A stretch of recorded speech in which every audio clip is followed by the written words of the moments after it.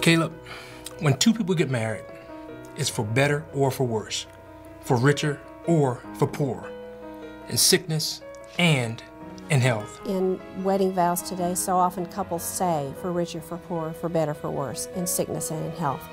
But because they're standing there in such a happy moment, they're not thinking sickness, they're not thinking death, they're not thinking poor. We walked into marriage with difficulties, and coming from a home where marriage wasn't modeled for me, I didn't know how to do marriage. I didn't know what it looked like. I kept wondering, how are we going to get out of this here?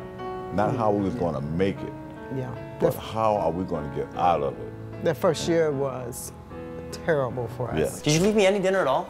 I assumed you were eating with Michael. Does it not occur to you that there are two people living in this house and both of them need to eat? If you would communicate with me, maybe I could have something for you. Why do you have to make everything so difficult? Sometimes it takes rock bottom for us to realize what we promised and go back to our promise, and then to get serious about investing in our marriage and our family and our relationship with God. He had come home and said, hey, I heard this thing on the radio called Weekend to Remember. It's a whole weekend about your marriage.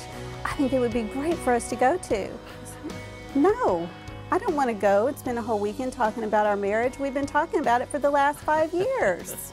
I didn't want to be there, and I didn't want to hear what they had to say, but I recognized that what they were saying was who I was. I really started to feel like there was some hope. But we went Friday night, and oh, wow, it was incredible. We thought we had talked about our marriage for the last 5 years. We hadn't even hit the surface. The conferences do meet everybody where they are, and they're still great for people that have great marriages, and I think it allows God to take you to a next level. That's what it did for us. For men, this is an opportunity to tell your wife, you mean more to me than anything.